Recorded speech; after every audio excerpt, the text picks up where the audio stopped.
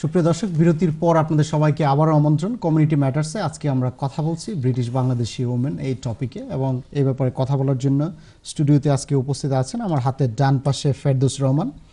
She is a writer, educationist, community activist, এবং 1971 সালে উনি সহযোদ্ধা হিসেবেও স্বীকৃতি লাভ করেছেন। Thank you so much once again for joining us today. আমার হাতের বাম পাশে উপস্থিত আছেন Tarin Akter. She is a former senior civil servant. She is also CEO of British Bangla. Thank you very much for joining us today. এবং আমার হাতের সর্ববামে উপস্থিত আছেন Farhanaz. She is a teacher and poet. Thank you so much Farhanaz আপা আমাদের সাথে আজকে join করার জন্য। তো আজকে আমরা কথা বলছি ব্রিটিশ বাংলাদেশি উমেন নিয়ে। ব্রিটিশ বাংলাদেশি উমেনের ইকুয়ালিটিস নিয়ে আমরা ফার্স্ট সেগমেন্টে কথা বলছিলাম। এই সেগমেন্টে আমরা কথা বলবো চ্যালেঞ্জগুলো নিয়ে, এবং ফাইনাল সেগমেন্টে আমরা কথা বলার চেষ্টা করব অ্যাচিভমেন্ট নিয়ে।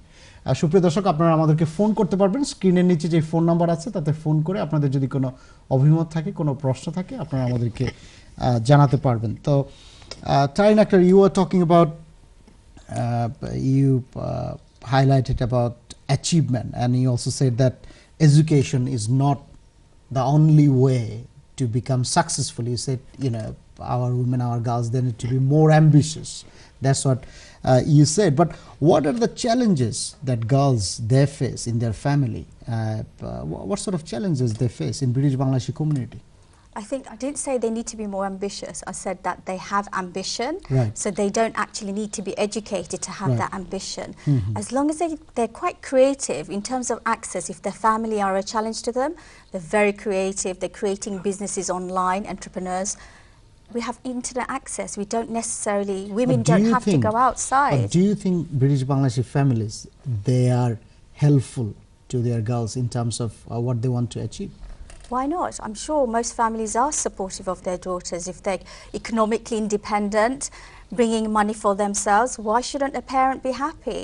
Right. And well, obviously, it depends how conservative a family is. So I don't want to generalize the Bangladeshi community, but from my perspective, I think if they see ambition or a really hard-working, you know, a woman in their family, they would support it. Why not? Especially if they're showing such strength and determination to achieve something. So it's just maybe we're not visible enough. That's one thing I wanted to say. We need to be more visible of each other's achievements. And what can be done to make more visible? Your show, of course. But it needs to be accessible. And that's one thing I always agree with women. I need to have access to other women. Right. And it's not just role So you're models. talking about network. You're talking about speaking to each other. Yes. It's great reading in social media, but we need physical role models, mentors, access to positive people around you really makes a big difference to achieving things in life. So I'm not just talking about education, I'm talking about different segments of life, whatever role a woman chooses. So I'm including housewives, women who want to be a professional career, anything.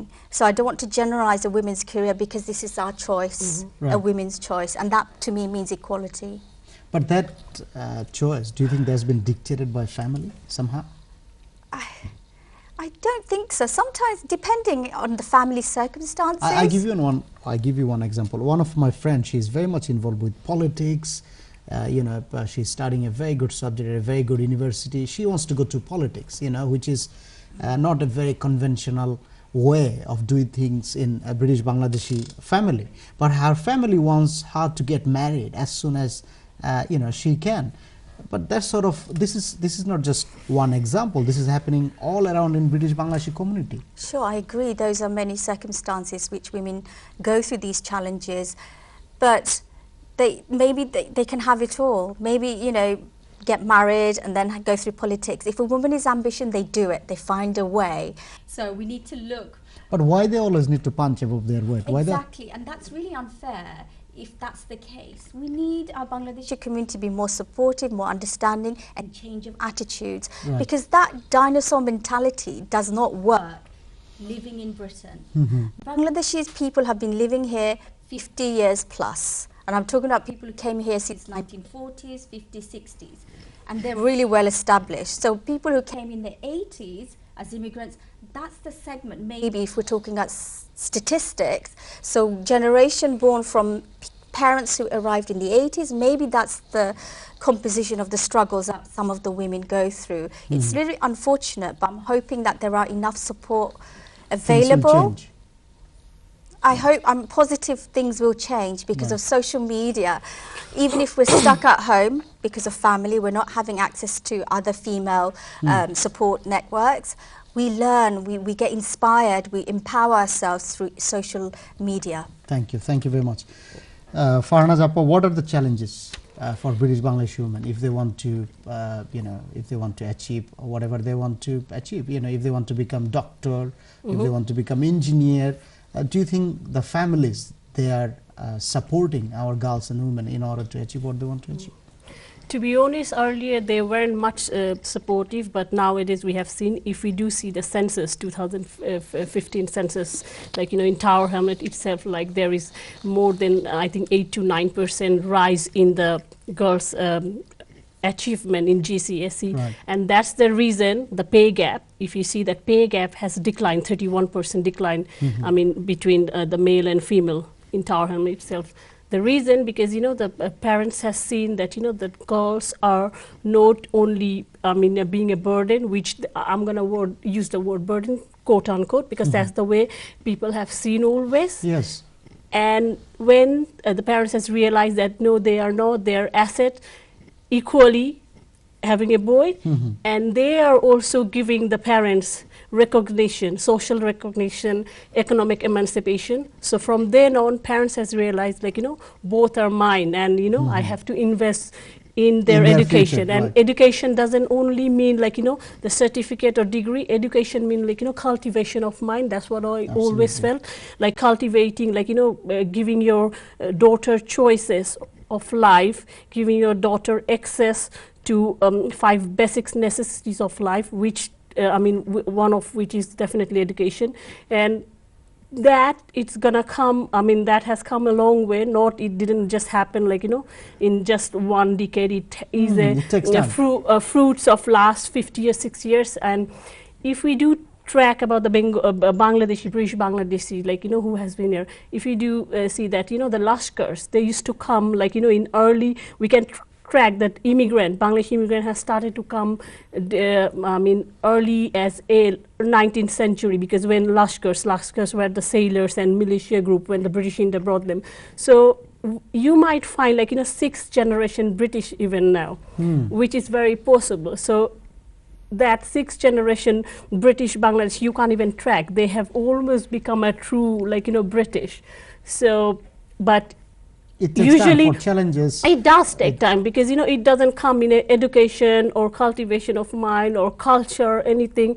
It wouldn't happen in one way. And if you see 3 of us, like, you'd see that, maybe she was born here. I came from Bangladeshi background, because half of my life was spent on Bangladesh and half is now here.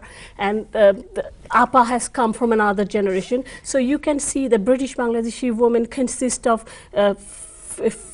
few different categories and varieties. So you can't just take my perception or her perception or Appa's perception and say that, okay, this is it. Because she is born here, she has got different flavor of life. I was born in Bangladesh, then half of my life was spent there. And then, so I have more, like, different, like, I am still attached to the root and still I'm here. So I feel both are my country. I'm sure she is as well. Look at her, she's wearing a sari. No, definitely so she does, but since I have spent her, and then, like, Appa would also say, like, oh, I may have come before you, but right. Still she has got more attachment towards the Bangladesh, but that doesn't mean she doesn't have any contribution in this society. Absolutely, because she's contributing in both the countries, being her native one and being here. Absolutely. Part of the society. It is quite fascinating and interesting that you said that you have flavor of both countries. Of course, and you cannot what deny sort of challenges? What sort of challenges you faced once you tried to settle when here? I came here, because in my childhood I used to come here as a tourist, because my mom used to work here, so that was different. I never thought I would settle here. Since I got married, so I had to settle here. And when I came here, like, there are few challenges. people who were born here, British Bangladeshi women, they feel they have different challenges. I had different challenges. Reason, I had to fight the environmental challenges. I have to find the psychological challenges, and I would also say physical challenges, apart from the emotional and mental. Right. If you see that I have pointed 4 of them, which she might not relate. Appa might have related some of it, but we do have this, like physical, mental, emotional, and environmental. Environmental, why? Now I don't. You are completely in a different country. Yes, I was, because I came from a warm climate. So people, even now, if you see the people who come from Bangladesh now, you might think, oh, she has come from Bangladesh, she's very educated, she has got high professional. But why does she have, I mean, we do see people like that. Why does she wear so many clothes and look so uncouth? It's not she's uncouth, it's not that, you know, because she's trying to adjust, and you'd see after a few years it is not just clothes, it is also by mentality wise. The reason I say it, because we also judge people by clothes, right, and we can't deny that, and that, like, you know, always happen with the women. And about the mental, like, you know, when you come here, you have the cultural barriers, yes, cultural barrier, the challenges, yes, definitely, and also education wise, like, you know, the generation which has come earlier, 70s, 80s, those mothers, like, if we see the background, they didn't have much of their education due to, why? Because they were not privileged enough. I'm not going to say that they didn't choose the right to, caliber, because but they didn't have the access, right. yeah, due to cultural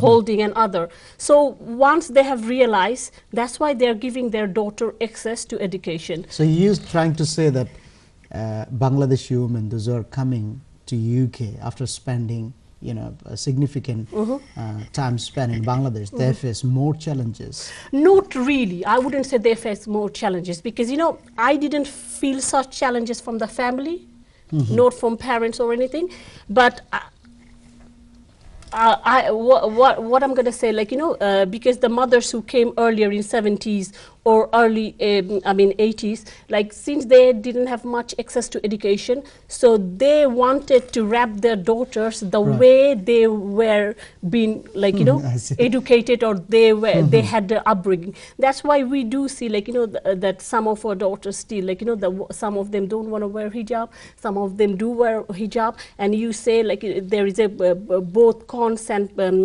pros in wearing and not wearing the hijab. And the positive thing also, like, you know, wearing hijab, like, you know, 2 of the Bangladeshi girl, I mean, did take part in the Olympic, and they have, like, you know, I forgot it's not just her name. all about hijab, it's about I'm just saying, like, you know, traditional, so that's, the other traditional. So that is a, like, you know, that challenges has been met. Also, if we do say, like, you know, we can talk about Rupa Hawk, we can say about Rushanara, they, and also Tulip, like, you know, they are women. But if we do see, like, you know, one was born here, but she then went back to Bangladesh. I'm going to talk about Tulip.